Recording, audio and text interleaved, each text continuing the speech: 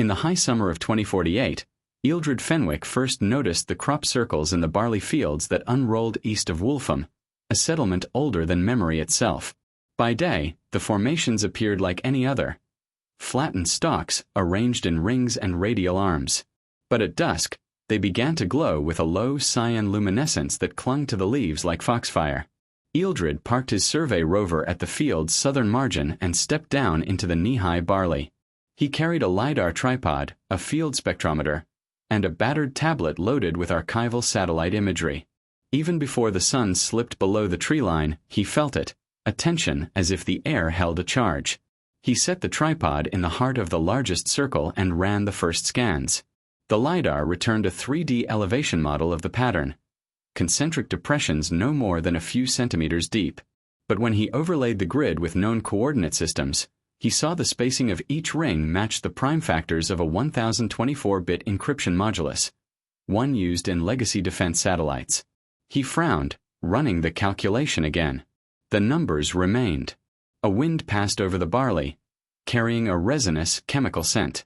The glow brightened until he could see the afterimage even with his eyes closed. Ealdred lifted the spectrometer and aimed it at the nearest ring. The readout flickered, then froze, the interface crawling with static.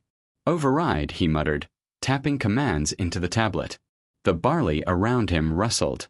At first, he assumed it was the breeze.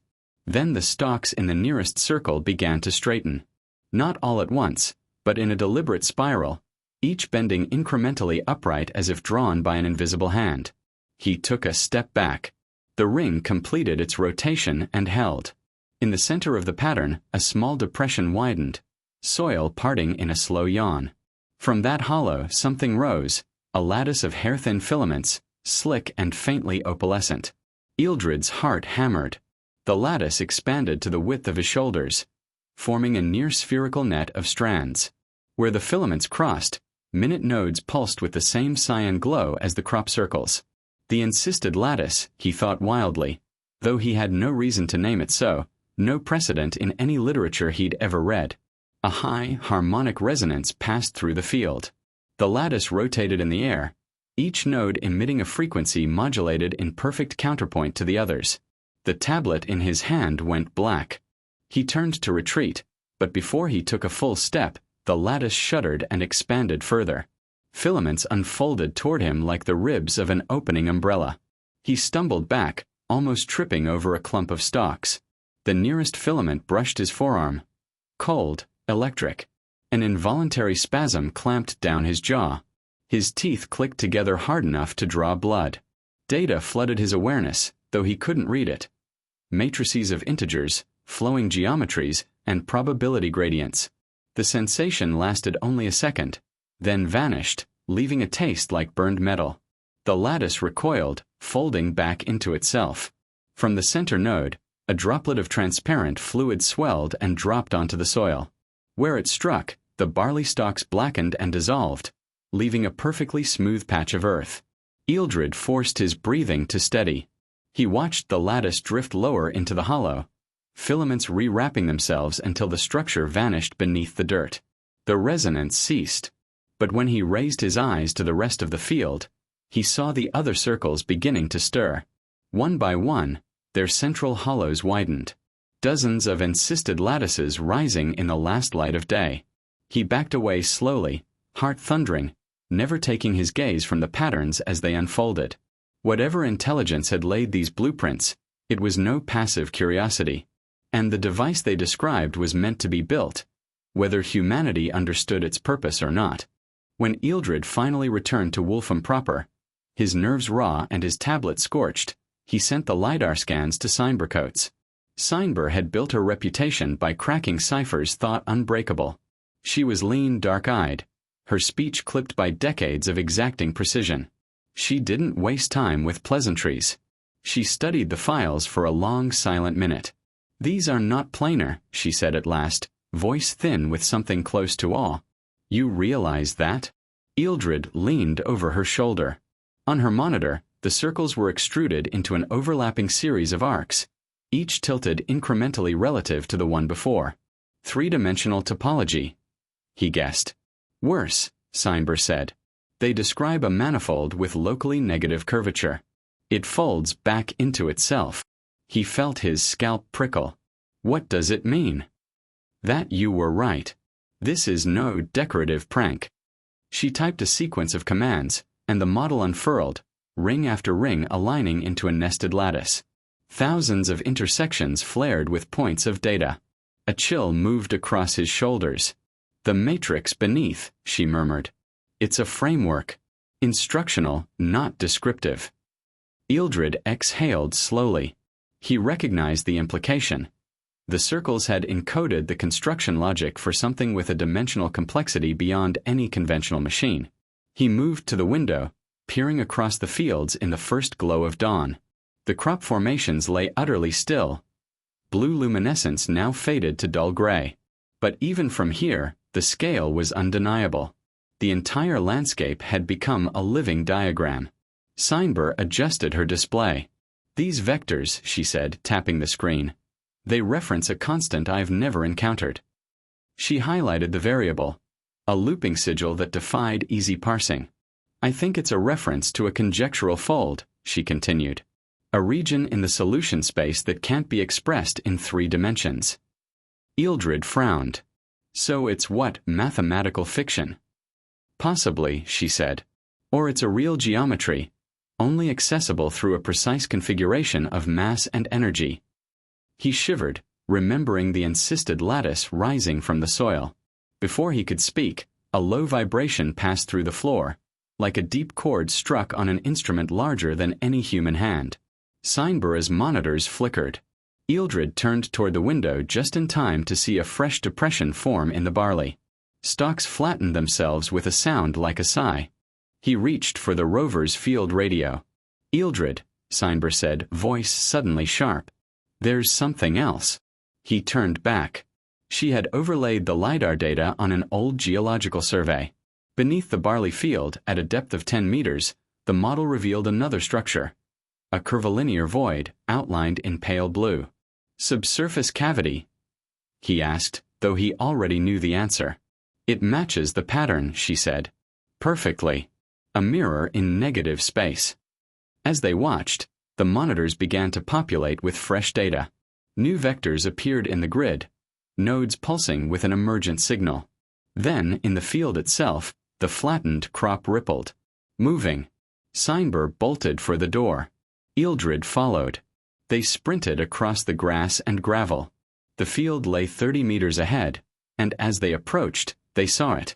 The flattened barley peeled back in bands, revealing a glassy substance beneath the soil. It looked like obsidian but shimmered with a submerged iridescence. The conjectural fold, he thought. Not just a model. A sharp, staccato crack split the air. A fissure opened in the glassy plain, widening with impossible speed.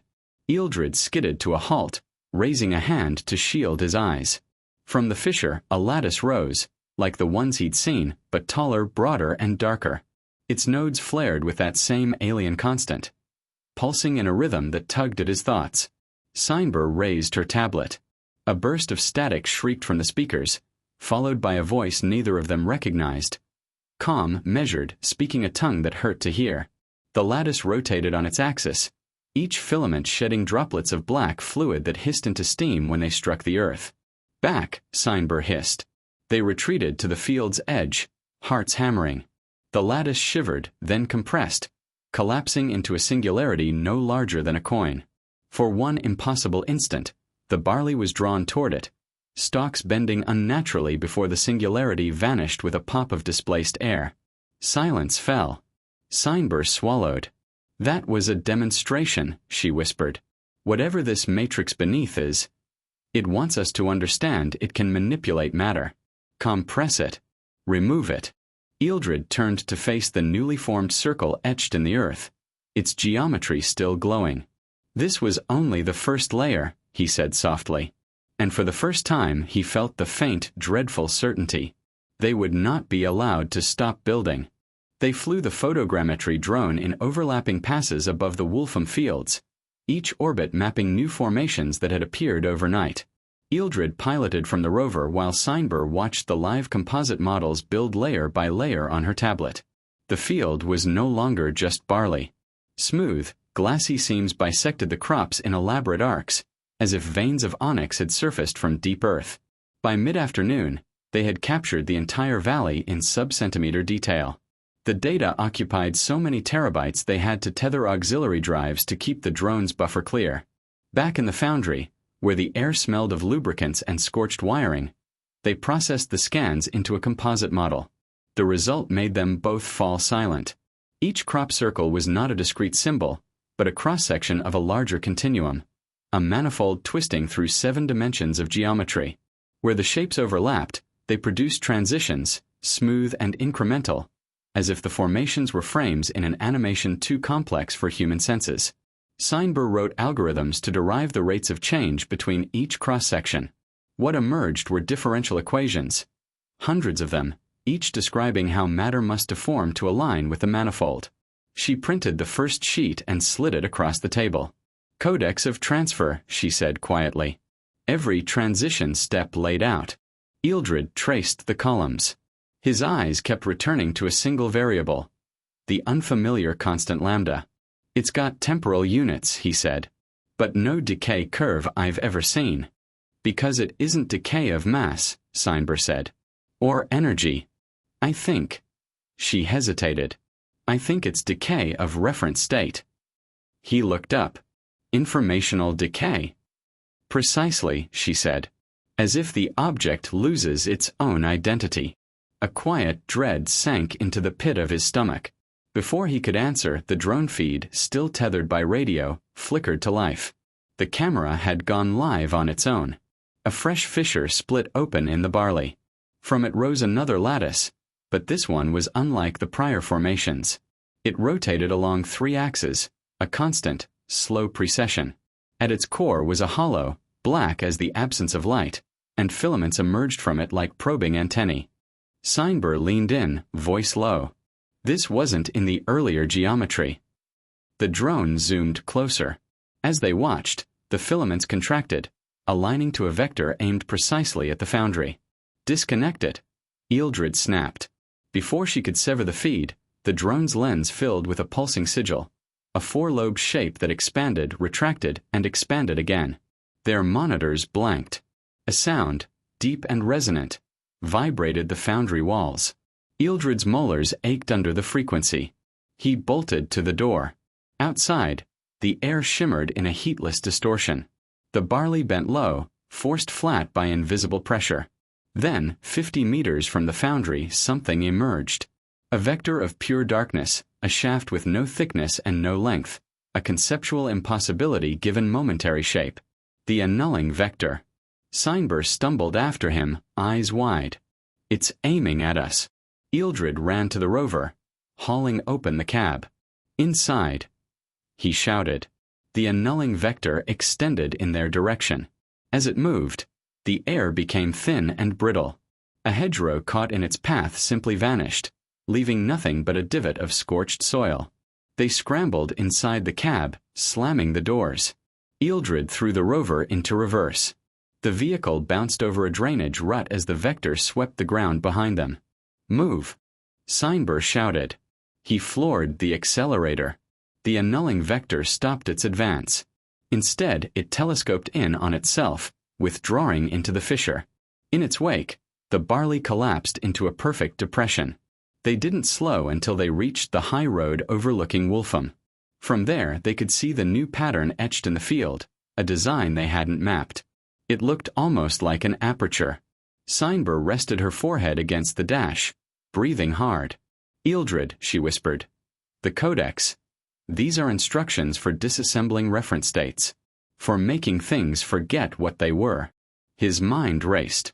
If Lambda truly measured informational decay, then whatever process the device enacted could erase the fundamental coordinates of any object, its position, momentum, even its identity in the universe's accounting.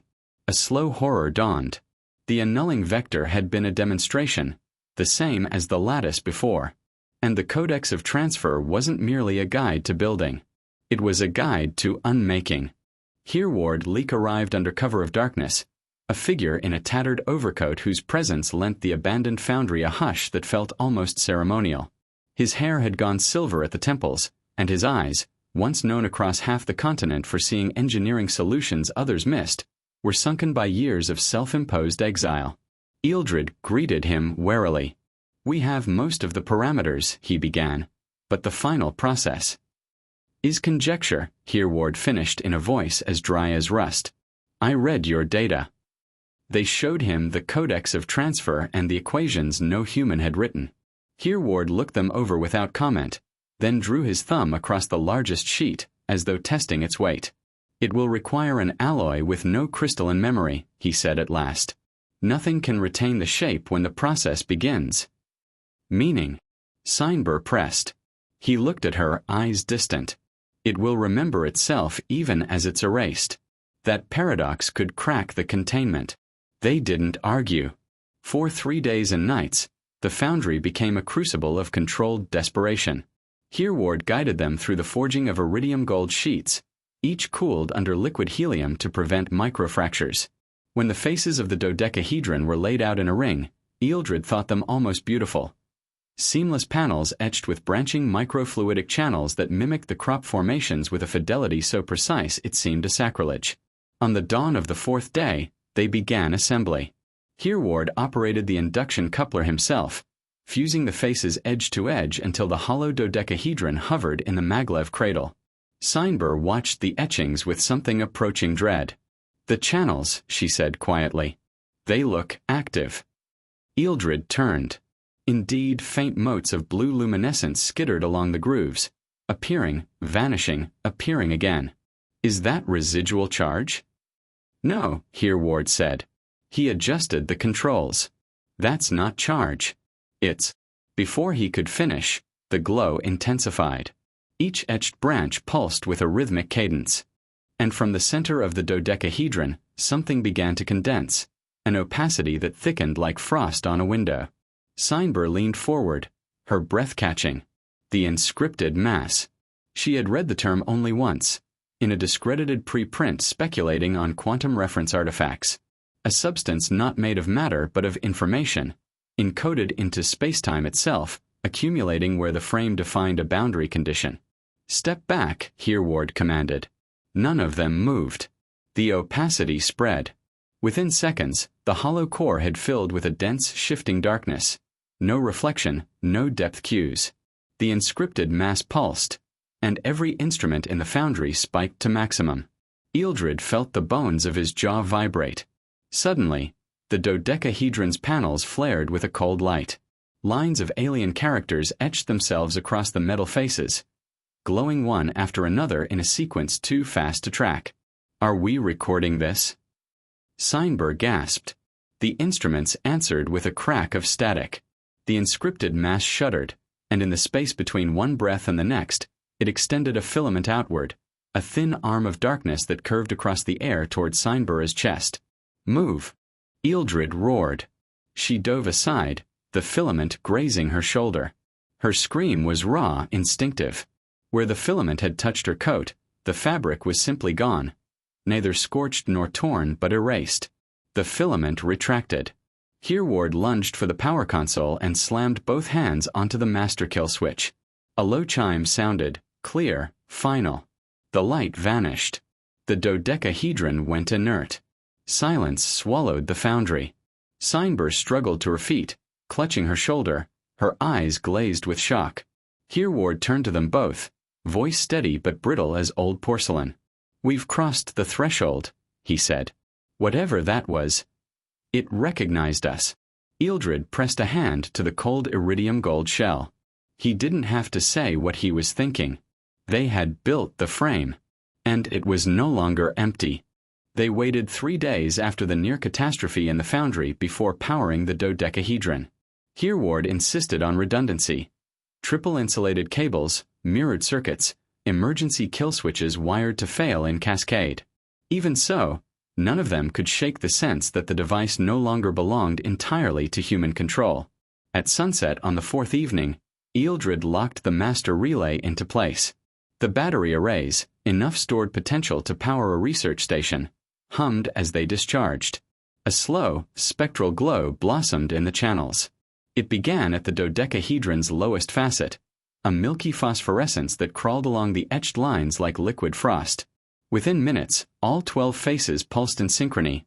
Low, steady, almost hypnotic. Ealdred risked a glance at the central cavity. The inscripted mass was gone, or hidden. Seinber stepped forward, holding a sensor node in both hands. "I'm inserting the probe." "Go," Hereward said tightly. She lowered the sensor through the access aperture. Her jaw clenched. The moment the probe crossed the threshold, every monitor in the foundry surged with data. Streams of integers filled the displays, thousands per second, arranged in clusters that defied any known syntax. "It's not random," Seinber breathed. "I can see recurrence intervals. This is a language." Ealdred's skin prickled. The frequency emission rose beyond the ultraviolet. Instruments groaned under the strain. A soft chiming began, a clear bell-like resonance that made the metal rafters vibrate. "Thermal shift," Hereward snapped. He pointed to the infrared array. Cool zones began to propagate across the dodecahedron surfaces, each no larger than a handprint, each drifting along precise arcs as though swept by an invisible arm. Seinber tapped at her tablet. "They're mapping something. It's—" The chiming stopped. In the sudden quiet, a new phenomenon bloomed. From the channels, slender filaments of blue-white light extruded into the air, each about a meter long. They waved gently, as though tasting the environment. "Back away," Hereward ordered. But Ealdred couldn't move. Between the filaments, something impossible began to manifest. A partial figure, visible only as a distortion in the air. A semblance of a head, shoulders, arms, never fully resolving. The fractional witness. Seinber's voice broke as she named it aloud. "A projection. Incomplete. It can't fully cohere in our referential frame." The witness turned its hollow gaze toward her. At that instant, all 12 faces of the dodecahedron flared blinding white. The sensor probe exploded in Seinber's hands, a silent burst of vaporized metal that seared her palms. She fell back with a strangled cry. Ealdred lunged to catch her, hauling her clear of the machinery. The witness extended a translucent limb. Where it passed, the concrete floor rippled, like soft wax touched by heat. "Kill power," Ealdred shouted. Hereward lunged for the main breaker and slammed it down. Nothing happened. The dodecahedron's glow only intensified, frequencies pouring through the foundry walls, so loud in the ultrasonic that Ealdred tasted copper. The fractional witness began to step forward, its shape flickering in and out of coherence, always half complete. A single phrase bloomed in Ealdred's mind, unbidden, in no voice he recognized. "You have initiated reclamation." He clamped his hands over his ears. The device shuddered. With a sound like rending cloth, the witness folded in upon itself, imploding into a knot of radiant energy no larger than a fist. The knot fell to the floor. Silence fell. The dodecahedron went dark. A smell of scorched insulation and cold metal lingered. Ealdred stared at the thing on the floor, an object of pure geometric clarity, 12-sided, faceted as though cut from quartz. It pulsed. Dimly once. Seinber cradled her blistered hands, voice shaking. "Whatever this is, it's a seed."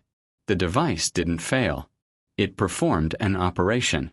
Hereward lifted his gaze, face pale. "And we were the substrate," he whispered. Ealdred swallowed. Somewhere beyond the horizon, he felt certain the same operation was repeating itself, other seeds taking shape in other hidden places. The fractional witness had shown them only the first expression of purpose, and it had not needed their permission. At dawn, they stepped into the barley and found the crop marred with eerie perfection. Each patch of discoloration mirrored a dodecahedral face, etched in rings of pale desaturation that shimmered when viewed from certain angles. Ealdred ran a gloved hand over the nearest stalks. Where his fingers brushed the outline, the plants bent minutely toward his skin, almost as if sensing the pressure before he applied it. Hereward followed, carrying a carbon fiber test mass in a magnetically shielded cradle.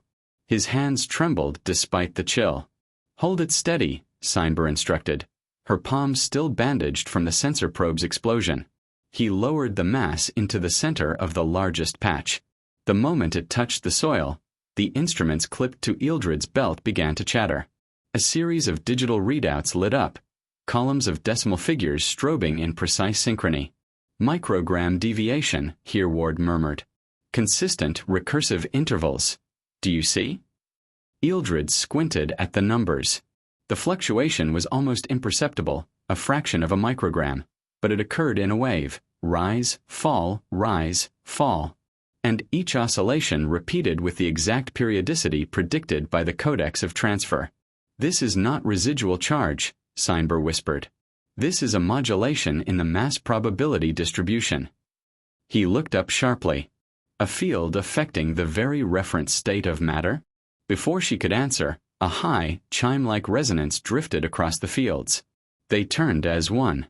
At the edge of the barley, near the service road, another dodecahedral outline appeared, this one traced in swirling motes of blue light. The air above it rippled. Ealdred felt the hair on his arms lift. Hereward cursed softly. It's not finished. He retrieved the radiation meter, flipped it to the non-ionizing spectrum. No reading. But the light brightened, spinning faster. In the hollow at its center, a fragment began to coalesce. The fraction cascade. Ealdred knew the name instinctively, the way one knows a storm is about to break. A lattice of fractal filaments unfolded. Too fast to track, too precise to be chance. Each thread no thicker than a human hair, but humming with a frequency that seemed to snag at the mind. Get back, Hereward hissed. He lifted the cradle and retreated across the barley, but the field followed, moving beneath their boots like a living membrane. Seinber drew a flare gun from her satchel and fired it into the patch. For an instant, the white-hot magnesium flared against the air. Then the fraction cascade simply absorbed it. The flare's light twisted into a coherent beam that funneled into the lattice core, vanishing with no heat or glare. Ealdred felt his pulse spike. That energy, where did it go? Hereward's face was gray. It was archived. The field took the emission as input.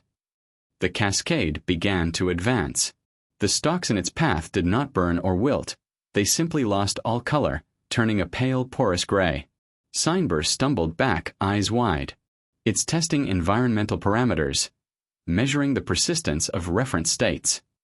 The lattice flexed. One of its filaments touched a section of corrugated fence. In a heartbeat, the metal decoupled from itself, becoming a drifting fog of microscopic shards. Ealdred, Hereward called, voice hoarse. The device didn't just create a residual field. It seeded an active agent. Ealdred's mind raced. If this cascade propagated unchecked, there would be no barrier between Wolfham and oblivion, just a widening zone where information itself unraveled. "Help me," he shouted.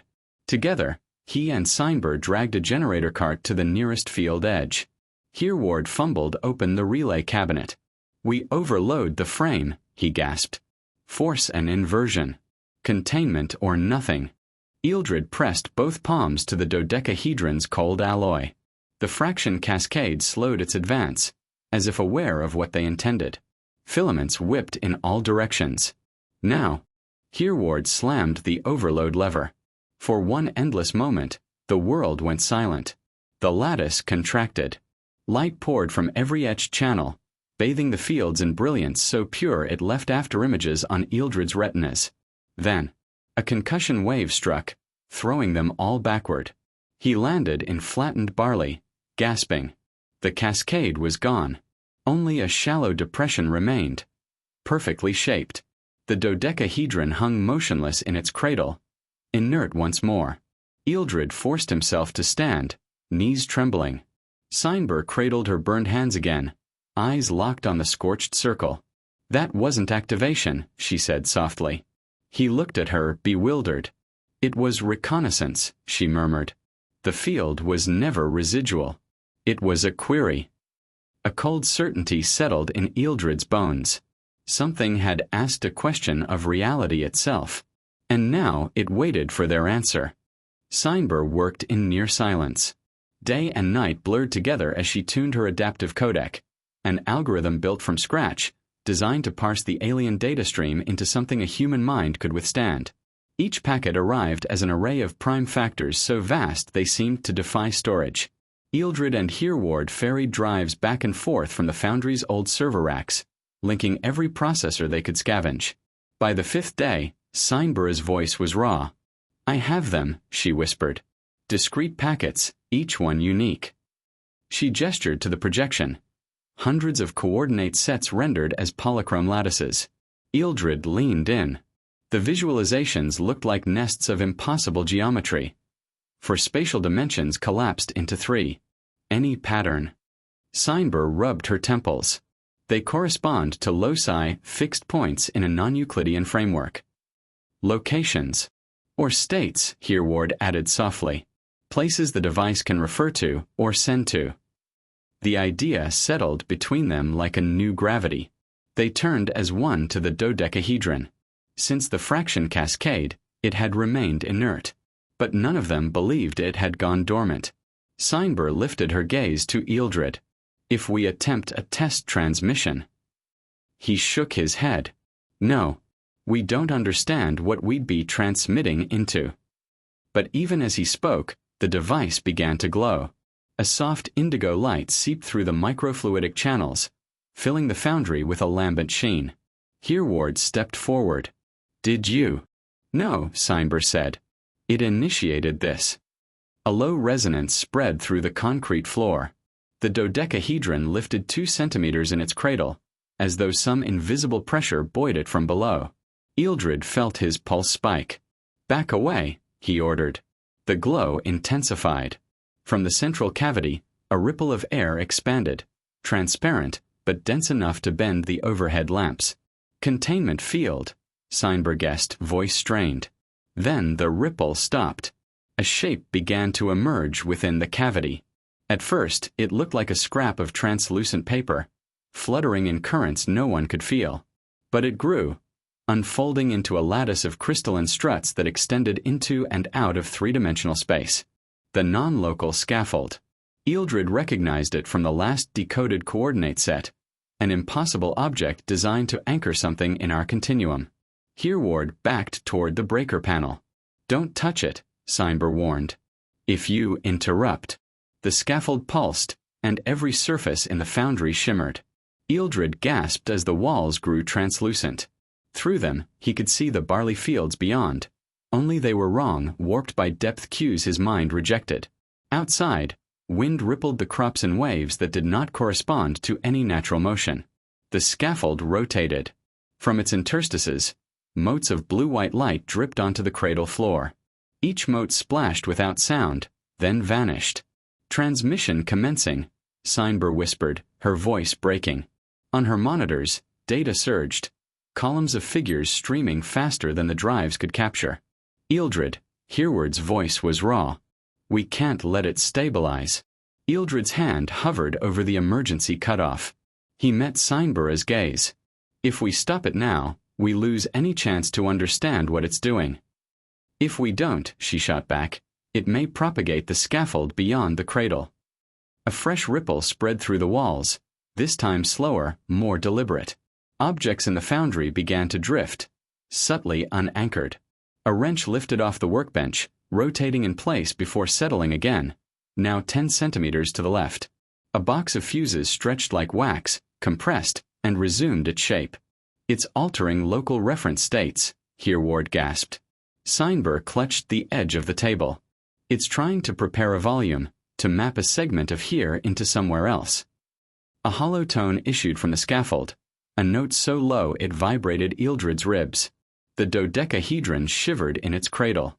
He saw a flicker of motion in the cavity, something trying to push through the scaffold's interstices. A limb, jointless, translucent, articulated in too many axes. "No," he whispered. "Kill it," Hereward ordered. Ealdred hesitated one final moment, studying the projection. The limb flexed, its edges filament with points of faint, prismatic light. Seinbera's eyes locked on his. "Do it." He threw the breaker. The instant the contacts snapped open, the scaffold imploded. A soundless concussion struck every surface in the room.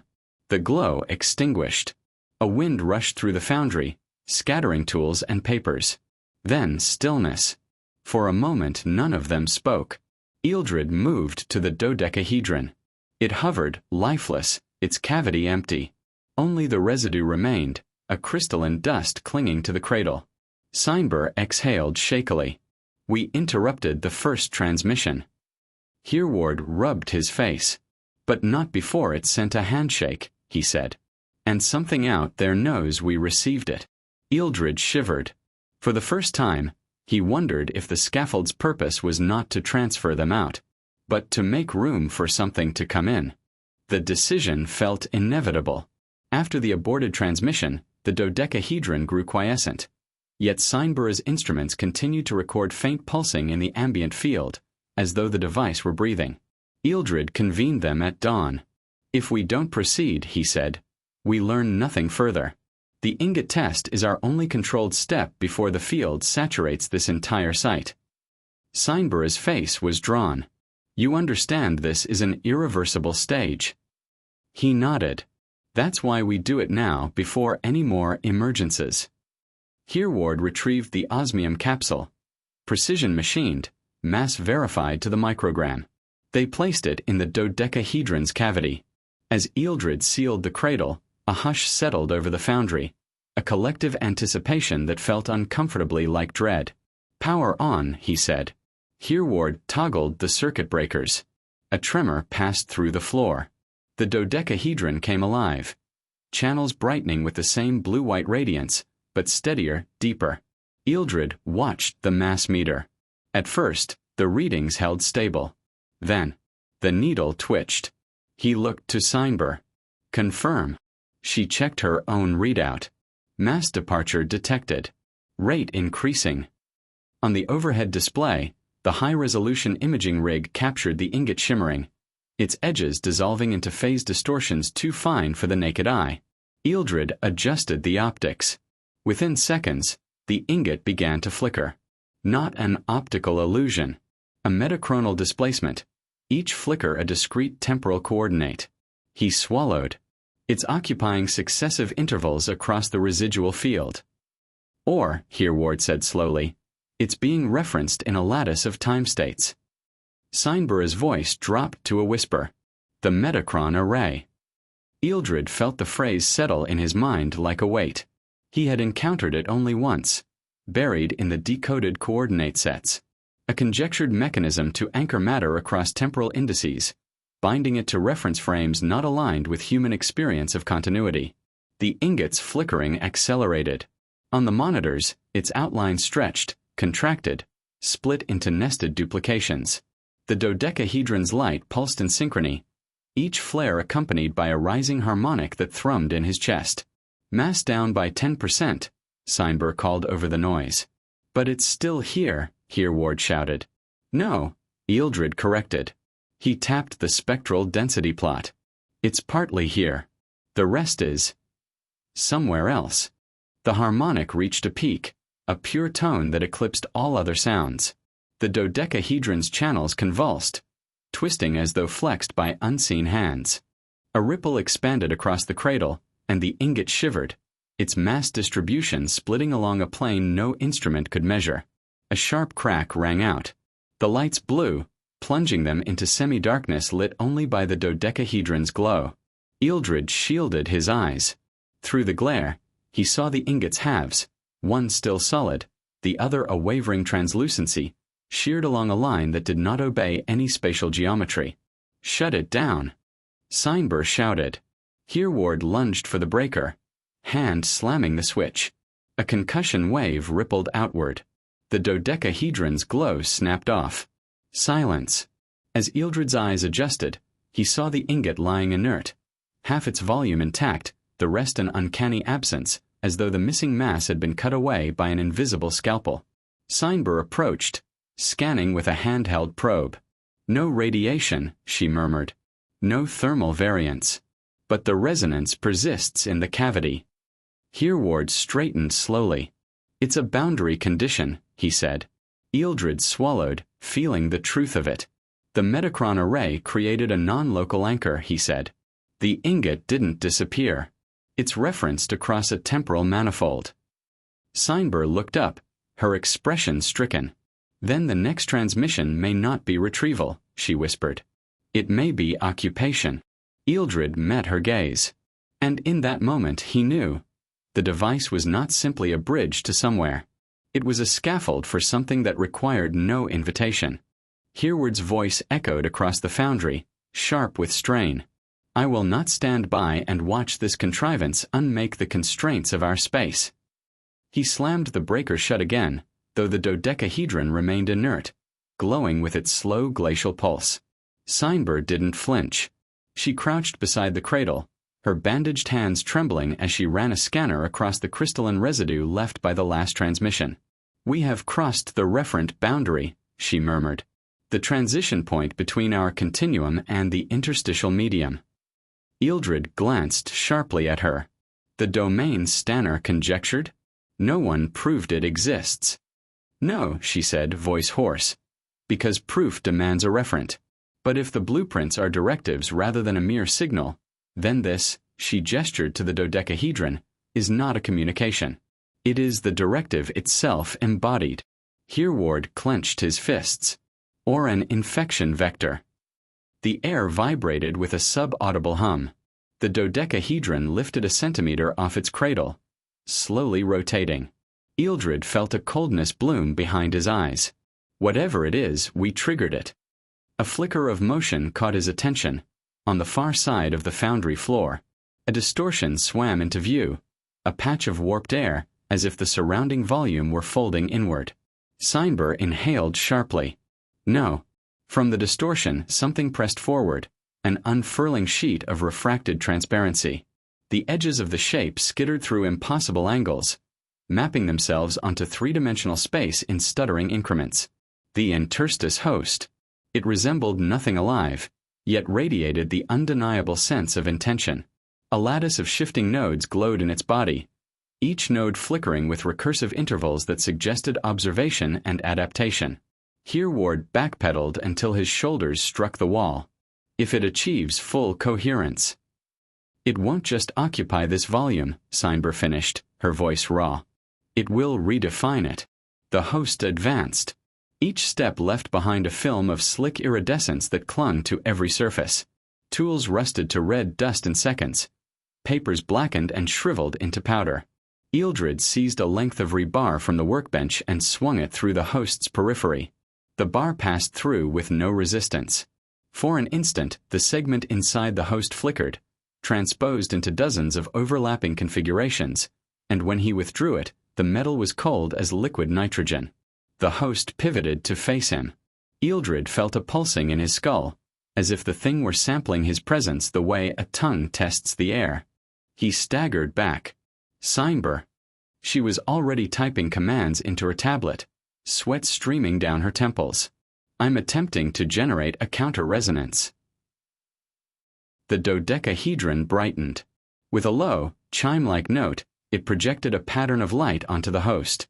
An echo of the crop circle geometry, nested lattices rotating around a hidden axis.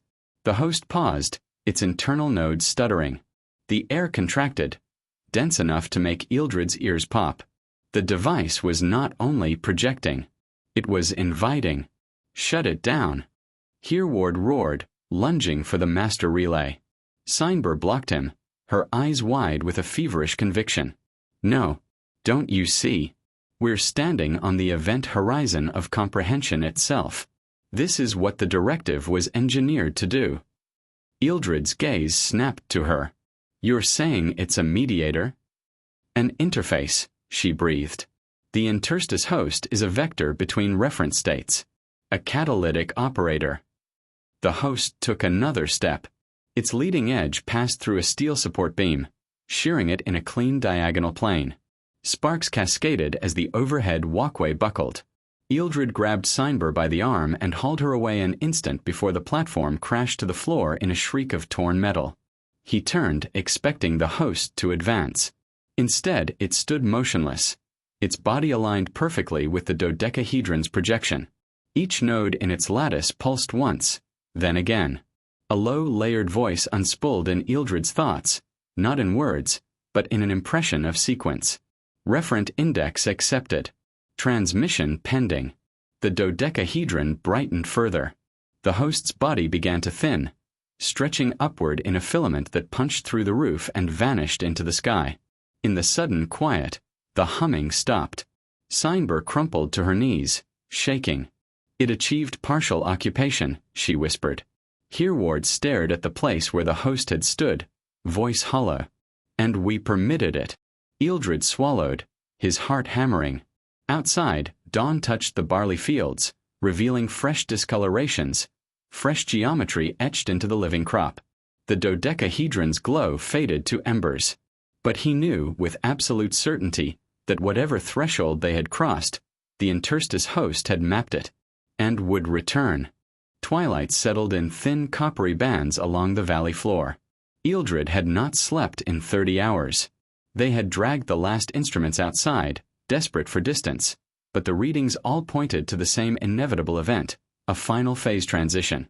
Steinber crouched over her tablet, her bandaged hands shaking as she input the last queries into the codec. Hereward stood apart, the wind tugging at his coat, gaze fixed on the dodecahedron still resting in its cradle. A hush swept the fields. The device emitted no sound, no light, only a pressure, a weight against the eardrum so total that for a moment Ealdred thought his heart had stopped. Then every instrument died. Screens blank. Data logs frozen. For 3 endless seconds, the world was severed from itself. Ealdred tasted metal on his tongue, a sharp tang like split batteries. When the systems came back, he saw it. The entire valley shimmered. Not with heat or vibration, but with a low-frequency distortion, like the air itself was folded into an unseen lattice. The barley rippled in synchrony, each stalk inclining at the same angle in a wave that raced from the dodecahedron to the far ridge. "It's begun," Steinber whispered. She raised a trembling finger. The osmium ingot, what remained of it, lifted from its cradle. It rotated once, as if displaying itself. Then, silently, it unraveled. No shards, no heat, only a gradual dissolution into a pattern of floating nodes, each pulsing with a pale frequency that shifted through colors no sensor could resolve. Ealdred felt something in his perception fracture. The nodes were not simply coordinates in space. They were reference, fixed points across an informational manifold. The ingot's identity had been stripped to its minimal description and released from all dependency on familiar matter. He staggered back, bile rising in his throat. Hereward reached for the emergency breaker, then stopped, fingers trembling. "What good would it do?" he rasped. "The process isn't here anymore." Steinber knelt in the dirt, her face illuminated by the tablet's dying glow. "It was never a machine of power or transport," she said, her voice hollow with awe. "It was a translation apparatus, an archive of reference." Ealdred swallowed. The device doesn't move things, he realized aloud. It converts them into descriptions so complete, so absolute, they can persist across any space, any time. Steinber's gaze met his. Any continuum. The barley around the device pressed flat in expanding arcs, each layer bending along a geometry too intricate to decipher. A fresh distortion swept the valley, and for an instant Ealdred glimpsed something beyond. A second landscape overlaying their own, vast terraces of flowing symbols, built from flickering reference points. An entire stratum of space that had waited unseen beneath all their measurements. He knew then that the dodecahedron had never been passive. It had been an interface, one so patient it allowed them to imagine they were in control. A final pulse rippled out. Every monitor flared white. Then silence. Ealdred blinked tears from his eyes. The dodecahedron was gone. Only the bare cradle remained, ringed by the final imprint. The barley lay pressed flat in a single vast formation, so complex the eye could not settle on any one line, so precise it looked alive. He did not know if the pattern was an invitation, a farewell, or a simple record. All he understood was that the archive had completed its work, and the valley itself had become part of the translation. Long after the power drained and the data logs fell silent, a last line blinked across Steinber's tablet. Referent capture complete. Awaiting next domain. No one spoke. In that quiet dusk, the field seemed to breathe, holding the shape of a reality newly unmade.